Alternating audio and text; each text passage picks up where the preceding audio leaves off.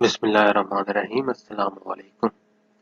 ये तो नाज़रीन, आज हम सीखेंगे कि अगर आप Pakistan stock exchange, mutual fund, Pakistan mercantile exchange में काम करते हैं तो आपको कैपिटल गेन सर्टिफिकेट कहाँ से मिलेगा। वैसे तो यूजली वो ईमेल कर देते हैं, एनसीसीपीएल कर देती है ईमेल, लेकिन अगर आप किसी भी वक्त डाउनलोड करना चाहें किसी भी ईयर का तो वो कैसे डाउनलोड करेंगे उसका तरीकेकार हम जानेंगे। सबसे पहले आपने एनसीसीपीएल वेबसाइट पे आ जाना है और एनसीसीपीएल वेबसाइट पे आपने लॉग इन कर लेना है।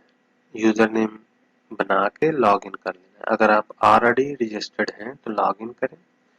लॉग इन करने के बाद ये हमारे पास आ गया जी home tab, user, transaction, NCSS report. ये आ गया जी CGT report, capital gain tax report. ठीक हो गया जी। अभी एक और बार यहाँ पे ध्यान रखें कि कैपिटल गेन टैक्स की जो रिपोर्ट हमें अभी मिलती है वो Pakistan stock exchange, mutual fund और मर्केंटाइल एक्सचेंज का कंबाइंड डाटा करके जो रिजल्ट आता है वो या कैपिटल गेन की सूरत में या लॉस की सूरत में वो डिस्प्ले होता है। तो ये देखें, ये आपने कैपिटल गेन टैक्स रिपोर्ट में आ गए और यहाँ पर आपने है ना एनुअल सर्टिफिकेट। ठीक हो गया जी। यहाँ पर आपने क्लिक करना है एनुअल सर्टिफिकेट। ये देखें, ये आ गया जी यूआईएन। यहाँ पर आपका शनाख्ती कार्ड नंबर होगा। ठीक है, ये मैंने ब्लर किया हुआ है। Month, year, from. अच्छा, यहाँ पर एक चीज आपने और ध्यान रखनी है कि ये आपने 1 जुलाई से 30 जून तक का ईयर सेलेक्ट करना है, जो भी करना है। 22, 23, 21, 22, 20, 21, ये हम सेलेक्ट करेंगे लेट से 22 और यहाँ पर हम सेलेक्ट करेंगे जून 23। यानी ये होगा जी 1 जुलाई से 30 जून तक, 22 और 23 का। अगर आप सपोज 21 का करना चाहते हैं 21 और यहाँ लिखेंगे 22। तो जब आप इसे कलेक्ट करेंगे फैच रिपोर्ट, तो उसके बाद अगर आपने ये डेट सही डाली हुई तो रिपोर्ट आएगी सही, बट अदरवाइज रिपोर्ट ही नहीं जनरेट होगी। अगर जनरेट होगी तो वहां कुछ भी डिस्प्ले नहीं होगा। ठीक है, चलिए मैं आपको करके दिखाता हूँ 2022 का और 2022, 1 जुलाई 2022 से 30 जून 2023। इसको हम क्लिक करेंगे फैच रिपोर्ट, तो रिपोर्ट हमारे पास आ गई है। तो देखते हैं जी रिपोर्ट में क्या चीज डिस्प्ले है। तो ये देखें, ये हमारे पास आ गई जी report, annual certificate of capital gain. ठीक हो गया जी। अब ये देखें, ओरिजिनल डेट ऑफ इश्यू लिखी हुई है, नेम ऑफ टैक्स पेयर, यहाँ आपका नाम लिखा होगा, यहाँ आपका शनाख्ती कार्ड नंबर लिखा होगा। ठीक है, या अगर कंपनी की सूरत में registration number, CNIC, UIN, NTN जो भी है वो लिखा होगा। ये पीरियड जहाँ लिखा होगा ये आप देख सकते हैं। ये जुलाई 1 2022 से ये आ गया जी जून 30 2023 तक का। अच्छा, amount of net capital gain on securities, ठीक है, 0।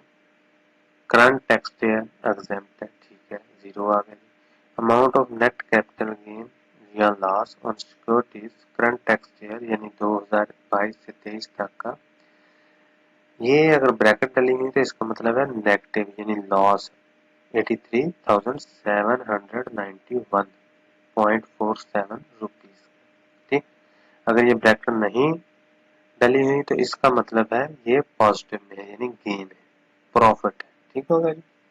इसी तरह यहाँ लिखा हुआ है कैपिटल लॉस ब्रॉड फॉरवर्ड। ठीक है, यानी पिछले साल अगर आपको कोई लॉस हुआ था तो उसे कैरी फॉरवर्ड करेंगे, यहाँ पे वो लिखा होगा। आगे चलते हैं जी। ये अगर आपके पास प्रीवियस ईयर का डाटा होगा तो वो यहाँ पर डिस्प्ले हो रहा होगा 2020, 21, 22। ठीक है, यहाँ हम देखते हैं जी amount of net capital gain loss on securities. ठीक है, ये आ गया जी लॉस में। इसी तरह अगर लास्ट में कोई टैक्स नहीं होगा तो यहाँ 0 टैक्स, अगर यहाँ आपका पॉजिटिव आ रहा है तो यहाँ आपको टैक्स भी लिखा होगा। Amount of tax liability on capital gain collected and deposited by NCCPL 0 है। अगर पॉजिटिव हुआ, यहाँ पे अगर कोई प्रॉफिट कमाया होगा तो उस पर जो टैक्स लगेगा वो यहाँ पर डिस्प्ले हो रहा होगा। तो ये कैरी फॉरवर्ड आगे लेके जा रहे हैं इस यहाँ पर, यह देख सकते हैं, क्योंकि नेगेटिव में तो नेगेटिव में आगे कैरी फॉरवर्ड लेके चलते हैं। कैरी फॉरवर्ड का क्या मतलब है? लेट्स से ये देखें जी 2023 में ये हमें जो लॉस हुआ है वो 83,000 का हुआ, ठीक है। तो ये 2026 तक चलेगा, ठीक है। अगर आपको सपोज 2024 में 83,000 का प्रॉफिट होता है तो 83,000 पे जितना टैक्स होगा प्रॉफिट पे वो आपको रिफंड कर दिया जाएगा, क्योंकि आप पहले लॉस हो चुका है। तो लॉस प्लस प्रॉफिट जीरो हो गया, तो वो कैपिटल गेन पे जो टैक्स होगा वो जीरो हो जाएगा। एग्जाम्पल दे रहा हूँ कि दो सपोज ये 2023 का डाटा है, 24 में आपको प्रॉफिट हो जाता है 83,791 का। तो पिछले साल आपको लॉस था, इस साल आपको प्रॉफिट हो गया, तो फिर जो कैपिटल गेन टैक्स एनसीसीपीएल काटेगी वो आपको रिटर्न कर देगी, रिफंड कर देगी ऑटोमेटिकली। ये ऑटोमेटिक सिस्टम है, इसमें कोई आपको करने की जरूरत नहीं है।